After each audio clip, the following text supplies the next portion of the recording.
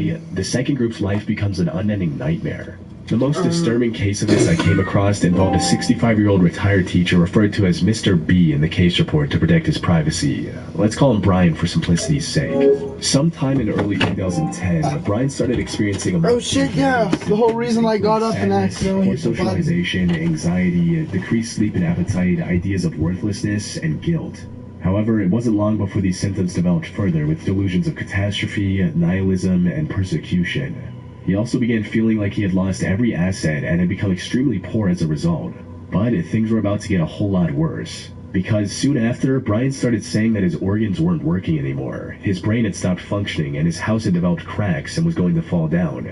This feeling of nihilism became so unbearable that Brian tried to end his life. Fortunately, his attempt was unsuccessful and he was admitted to a hospital.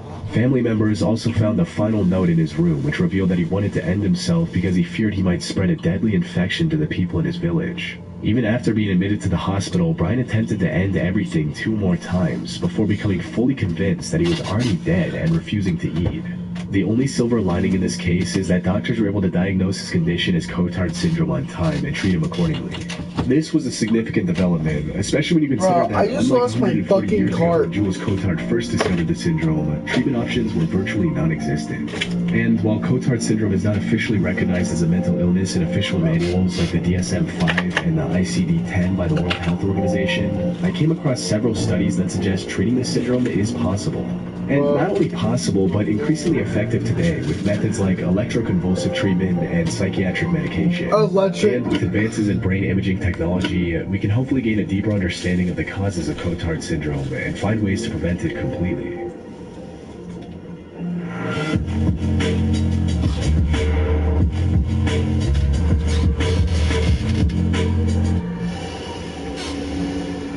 Ekbom syndrome. Ekbom syndrome, also known as delusional parasitosis, is a mental health condition where the patients believe that they're infested or infected by some kind of insects or parasites. These can include things like worms, mites, bacteria, and even mice in some extreme cases. It's a type of delusional disorder where the person suffering from the ailment is convinced that they have these pests crawling under their skin. And while Ekbom syndrome doesn't cause any direct harm to the patient's body, it can lead to them hurting their own body while trying to remove the parasites. Some can take things even further and spray themselves with harmful pesticides, resulting in life-threatening breathing issues. Today, I'm going to share 3 progressively more disturbing stories, and at the end of each of them, I will share the photo that is famously associated with that story.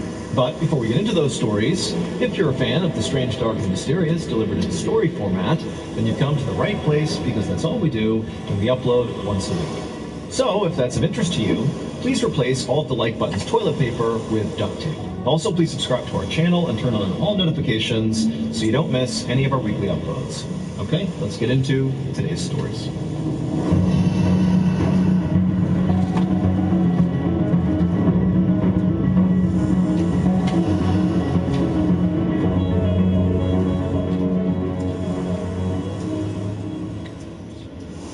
At 1 p.m. on November 2nd, 2020, an older man named Marcel Terray stood in his backyard hanging damp clothes on a clothesline.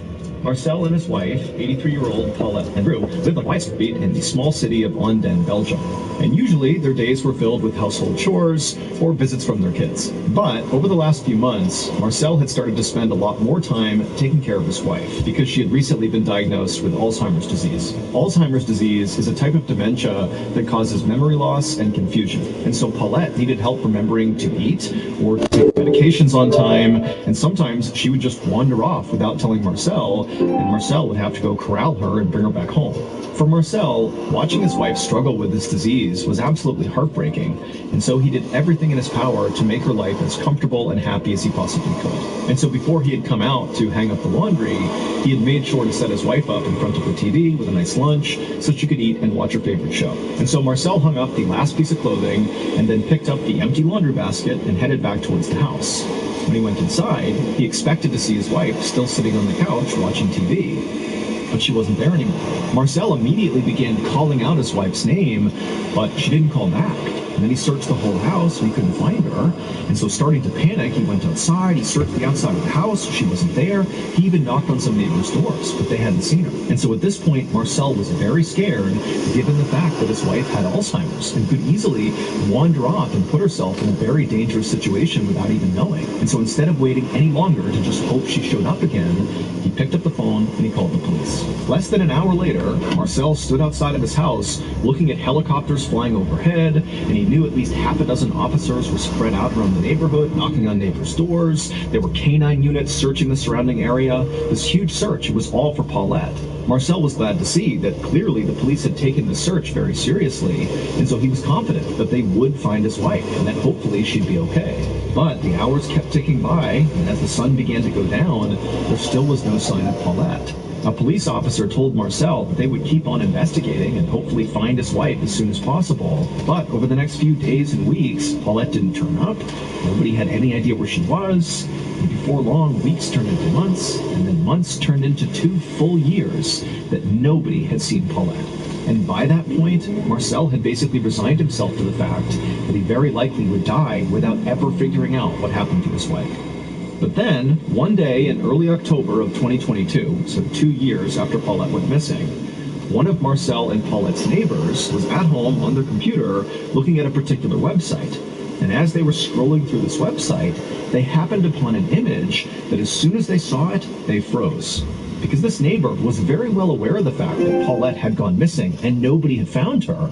But now they're seeing this image on this website that basically gives away what happened to her. And so totally shocked that they'd even found this image, the neighbor screenshotted it and brought it to the police. So it would turn out that neighbor was looking at Google Street View, which is a feature of Google Maps that basically allows you to see 360-degree views of basically anywhere on the planet. To create these images, Google literally sends out these special vehicles all over the world that have cameras that sit on top of the cars. And these cars drive down basically all the streets all over the place, constantly taking pictures all around them. And it just so happened on the exact day that Paulette went missing in 2020, there happened to be a Google car driving down the road that captured a picture of her. And so as you can see in the picture of her, you see Paulette on the left side of the image walking across the street away from her home, which is on the right side. And on the right side, you can actually see Marcel in the backyard hanging up laundry on the clothesline. And so the police, after getting this image, they basically followed the projected route Paulette was on, which is basically beelining straight across the road. And they found that across the street was this steep hill that led down to this thick bramble bush. And inside of that bramble bush was Paulette, and she was deceased. And so very likely, Paulette, in her confused state, walked straight across the street, as we see in the image, and then fell down that hill and got trapped at the bottom inside of that bramble bush and couldn't move. Did they find? And so when that huge search for her was going on, very likely she was just trapped down there, but didn't understand what was going on, couldn't necessarily yell up to communicate with anybody, and so she stayed down there. Bro, that's and sad, died. bro. And unfortunately, it would take 2 more full years and a random image on Google Street View before Marcel could finally get the closure he needed. Nobody smelled that either. No one was like, past was like, yo, there's like a body somewhere. What the hell? Parts that are backed by General Motors, using the same quality approval process as all GM original equipment parts. Thank you to BetterHelp for sponsoring today's video. I've talked a lot about how therapy really helped me when I left the military in 2017. It took time, but it's one size fits all. The right person for you. All today, just so their son could basically enjoy this playground. And currently, he was running around in circles and laughing hysterically. He thought it was great. Jiang caught up to her son and scooped him up and then placed him at the top of the slide. And he happily slid down to the bottom, and when he reached the bottom, Jiang was waiting for him, and the son, he just stopped and looked past her and pointed and started saying, "Ride, ride." And so Jiang, she turned around and she saw right behind them were these two escalators, one going up and one going down. And so Jiang realized her son clearly thought these escalators were maybe a part of this playground. And so he wanted to go use them. They were a fun attraction. And so Jiang smiled and took her son's hand and then told her husband they're going to go ride the ride, you know, the escalators. And then they began walking over. Once Jiang and her son actually reached the escalator, suddenly her son was not as keen to hop on board. He was nervous. But Jiang, who had ridden escalators many times before, you know, told her son it's totally safe, and she kind of coaxed him to do it. And eventually, he stepped on right alongside her, holding her hand. And about halfway up the escalator, when she was confident her son would be okay, Jiang turned around and looked up towards the top of the escalator, the 7th floor where they were going. And she saw 3 mall employees at the top of the escalator on the 7th floor where they were going. And they were clearly looking at Jiang with a very serious look on their faces, and they were gesturing at something towards the top of the escalator. It seemed like they could be warning her about something or simply pointing something out. She wasn't really sure. And so she looked up at them like, what's going on here? But the 3 mall employees just didn't do a good job communicating whatever was going on or whatever issue they were dealing with. And so as a result, Jiang and her son just continued riding up the escalator. And as they got closer and closer, these mall employees continued to gesture at something happening on the 7th floor just beyond the escalator. And Jiang still totally confused. And then finally, when Jiang and her son reached the top and stepped off, Jiang suddenly understood what these employees were referencing, but by now, it was too late. Moments later, Jiang's husband, who was still down below on the 6th floor at the playground, he heard the sound of his wife and son screaming over near the escalator. And so instinctively, he bolted over to the escalator. He didn't see his wife, didn't see his son, and he began going up the escalator when someone at the top screamed at him to stop and get off the escalator. And so he did. And right then, a mall employee came running down the other side carrying his son, and this person handed the son over to Jiang's husband. And this employee, who clearly was completely shocked by whatever had happened up above, just shook their head. It would turn out, earlier that day, those mall employees who were at the top gesturing to Jiang, they had discovered a defect with the metal platform that sits right at the top of the escalator on the 7th floor. Basically, when you get off this escalator, it's the platform you step onto first. They had found there was something wrong with it. It wasn't stable. But instead of immediately blocking off the escalator to make sure nobody walked on it and then go get it repaired, these employees just kind of nonchalantly allowed the escalator to continue, stationed a couple of them at the top to make sure nobody, used the escalator, and then called for a repairman. But the repairman hadn't shown up and fixed this problem by the time Jiang and her son boarded the escalator. And these employees at the top knew there's this huge issue with the platform they're going to step on the second they get off, but they failed to communicate the danger to Jiang and her son as they were coming up. They just kind of broadly gesticulated that there was some issue up here and to sort of watch out for it, but Jiang had no idea. And so by the time she got to the top and stepped off the escalator onto that platform, well, the defect with the platform is that it caved in with any weight. And so she fell into the escalator, where the teeth of the escalator was rotating, and as she was getting pulled in to her death, her final moment captured on video as she took her son and thrusted him to the employees, saving his life before she disappeared and died inside the inner workings of the escalator. Following Jiang's death, there was a full-scale investigation, and quickly there were massive safety failures identified on the part of the company who made the escalator and also on the mall itself. 2 people were ultimately arrested in connection with Jiang's death and these safety failures, and the mall reportedly offered to pay some settlement to Jiang's family. However, the details of that settlement have not been made public.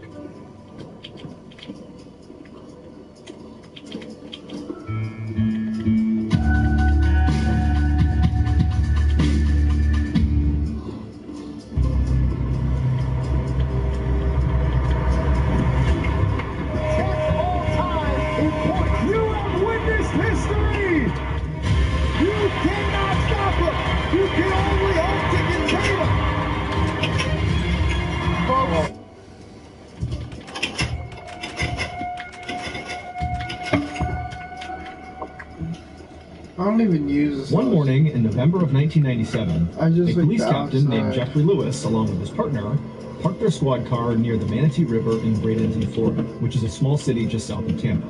A few minutes earlier, the Bradenton Police Department had received a call from this frantic man who had said he had found something suspicious that had washed up on the shore of this river. And so Captain Lewis and his partner were there to investigate. And so as soon as they got out of their squad car, this man who had called the police, he saw them and waved them down, and he was pointing at something in the sand.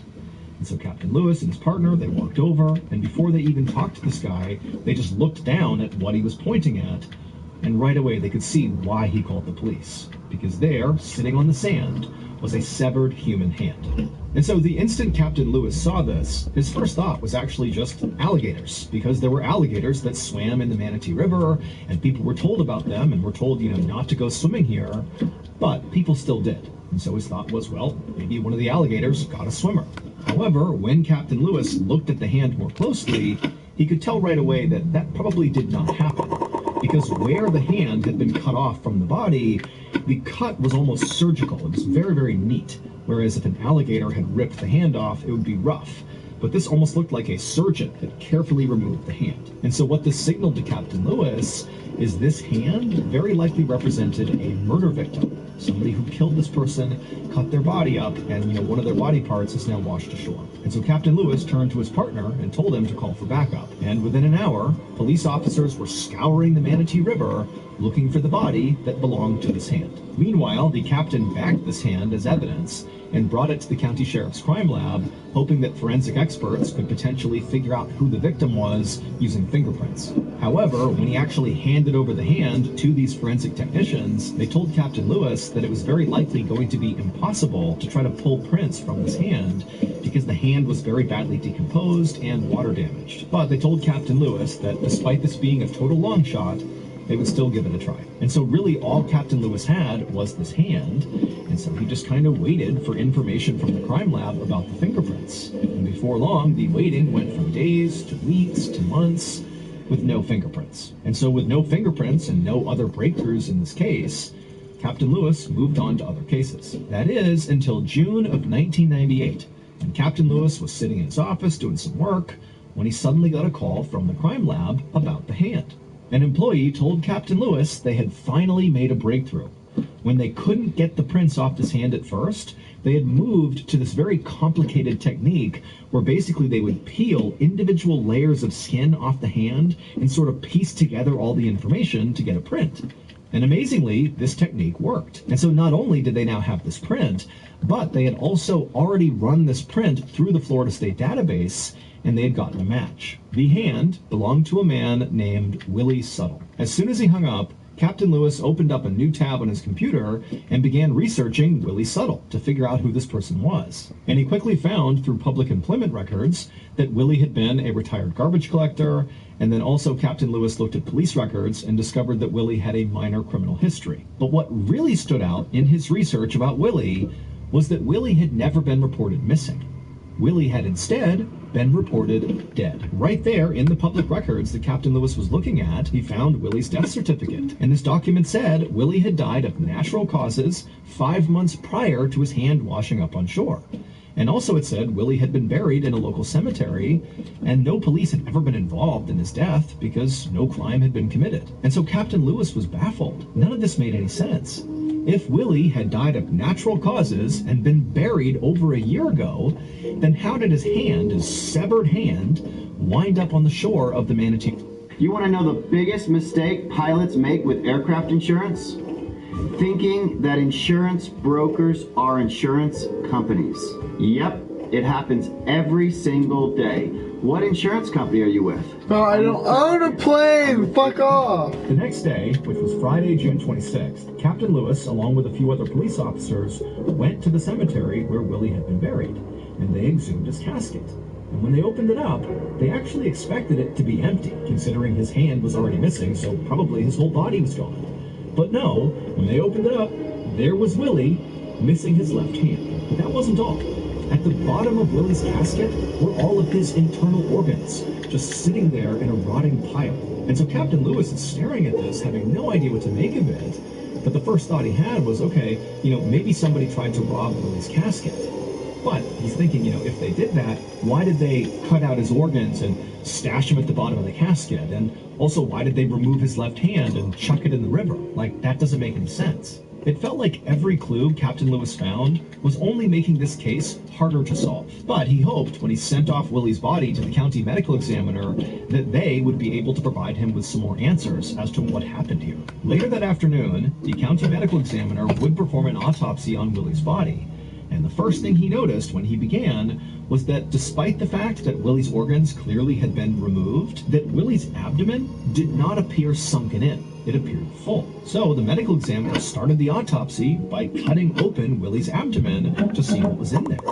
And when he saw what was inside of Willie, he just froze, having no idea how to react to what he was looking at. He had never seen anything like this in his entire career, not even close. And so the medical examiner just grabbed a camera, took some pictures of Willie's midsection, and sent those pictures to Captain Lewis. The next day, Captain Lewis sat inside of an interview room at the police station across from a 45-year-old woman named Paula Green Albritton. Paula owned and operated a funeral home along with the help of her son, and she had been the one responsible for Willie Suttle's burial. And so Captain Lewis asked Paula about Willie's burial, and she would tell him that Willie had actually died in poverty, without any family members to help cover his burial expenses. However, when Paula had found out about this, she said she had agreed to do the burial anyways, for no cost, as sort of a community service. However, when Captain Lewis poked and prodded and tried to ask for more information about exactly what that meant, Paula would eventually concede that there actually was slightly more to her rationale behind wanting to do Willie's burial. It was not just for charity. 2 days after this interview, police arrested both Paula and her son. And at Paula's trial, the truth surrounding what happened to Willie finally came out. It would turn out Paula's funeral home business was really struggling, to the point where if she couldn't start generating some real money, her business might go under. And she couldn't have that. And so Paula decided she would conduct a prosperity ritual to right her business. But to perform this prosperity ritual, Paula needed a body. And so along comes Willie Suttle, who's died in poverty and his family can't afford his funeral.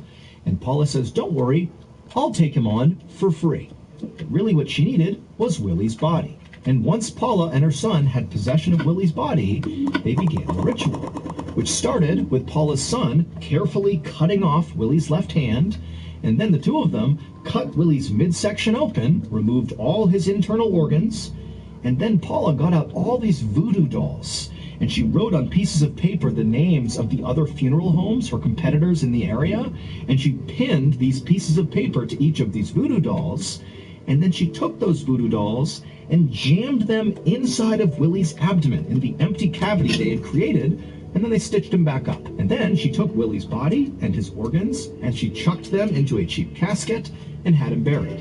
And then she also took the hand that her son had removed, she put it inside of a plastic bag, added some weight to it, and chucked it into the Manatee River. Paula believed this voodoo ritual would literally cause the owners of the other funeral homes, whose businesses she wrote down on the dolls and jammed inside of Willie's body, that this ritual would literally cause all of them to be struck down and killed, putting their businesses out of business, thereby leading to her business prospering once again. However, none of these things came to fruition. The ritual did not work the way Paula intended it to. Instead, the hand that she had thrown into the river ultimately washed ashore, and before long, the police figured out what Paula and her son had done. In 1999, so 2 years after Willie's hand had washed up on shore, Paula and her son were found guilty of desecrating Willie's corpse. Paula's son ultimately served 1 year in prison. As for Paula, her conviction was actually quickly overturned due to a technicality. It was discovered that during an interview with Paula, that police detectives told her that she could not be convicted if this ritual was part of a religious practice, that she was protected under the U.S. Constitution. And so Paula, who confessed to doing this ritual, did so by saying it was part of her religion. She practiced voodoo. I am a voodooist, and I've survived because I know how to survive. And that's a part of my religion. And so in court, that confession was ruled inadmissible. And so she walked free. Here is a photo of the 12 voodoo dolls found inside of Willie's body, with the notes Paula wrote cursing her competition still attached. Are you the type of person who has binged basically all of my YouTube videos, and every week you anxiously wait a new upload? If so, thank you, but also you're in luck. Because if you didn't know this, we actually have a separate podcast, the Mr. Ballin Podcast, that has literally hundreds of stories that are not on YouTube that you can binge right now. That podcast is available on all podcast platforms. Again, it's just called the Mr. Ballin Podcast. And on Mondays on that podcast, we upload exclusive new content that is not on YouTube to the podcast. That's Mondays. And then on Thursday, we remaster the audio of your favorite videos on YouTube and put those on the podcast. But again, Mondays, those are brand new and exclusive to the podcast. But if you want to hear those exclusive episodes 1 month ahead of Apple and Spotify and all the other platforms, well, there's only one place you can do that, and that's on Amazon Music. So again, you can go to any podcast platform and find the Mr. Ballin Podcast, or if you're like me and you hate waiting, then you can listen early and ad-free on Amazon Music.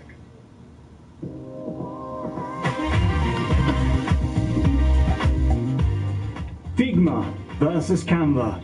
Which design tool is right for you?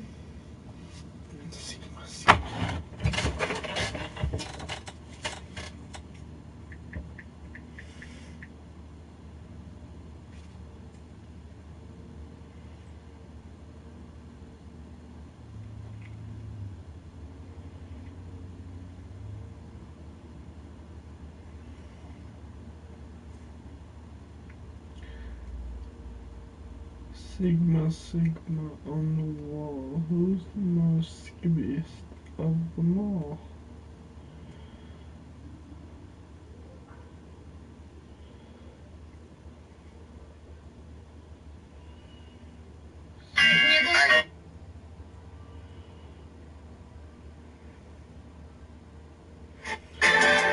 Skibbity Sigma. Skibbity Sigma. Skibbity Sigma.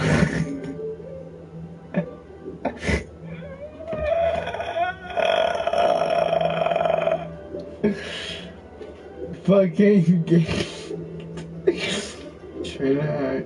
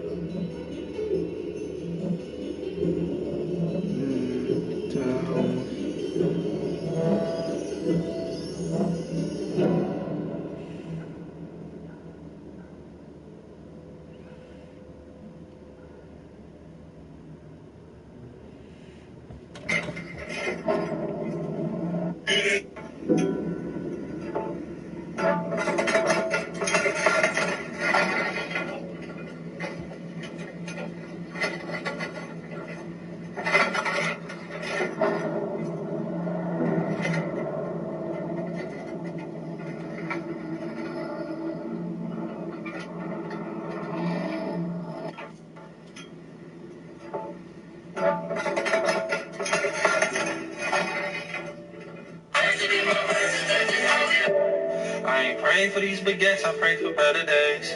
I ain't pray for that new vet, I'd rather have my dog back. Lord, protect me with this tech. I ain't pray for these baguettes, I pray for better days. I ain't pray for that new vet, I'd rather have... The OG doesn't hit like it used to. I mean, I'm glad it's back, so all the grandpas are back to try it. But it's just...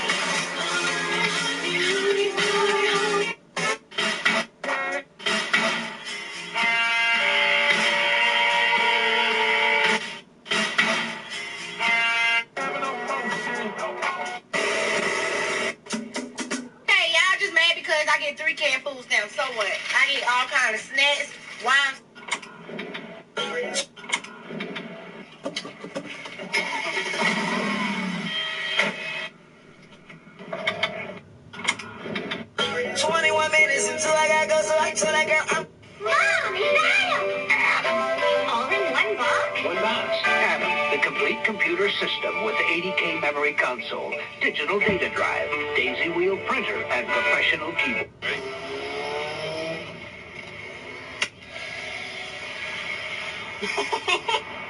Soy el fuego que...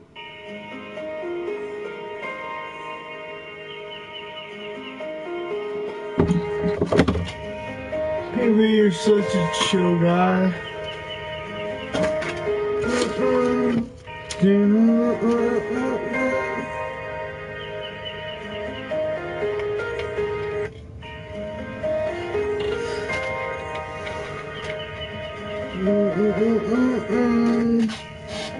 I need a fucking coin. There's gotta be a coin around me.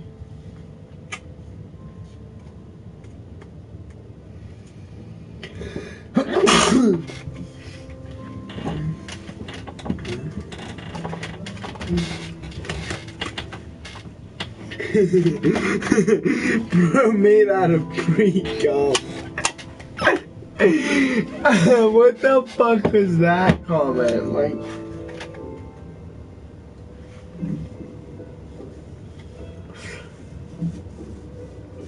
honestly, I might keep my like this.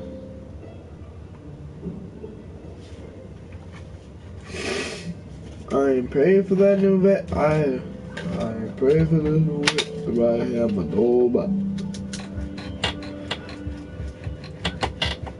scratch and sniff fart comic. No way, what?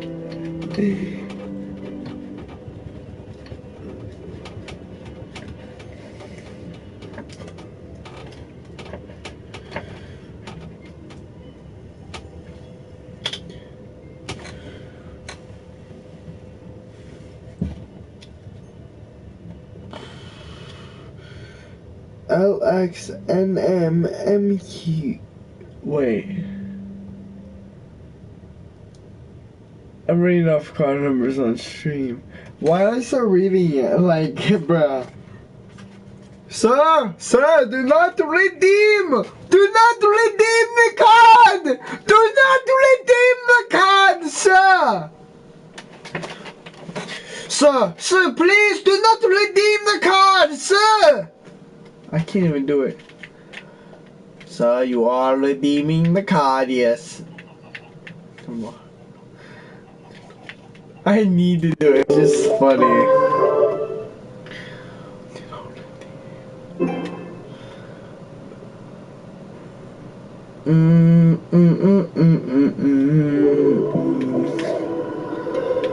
I'm gonna fight 'em.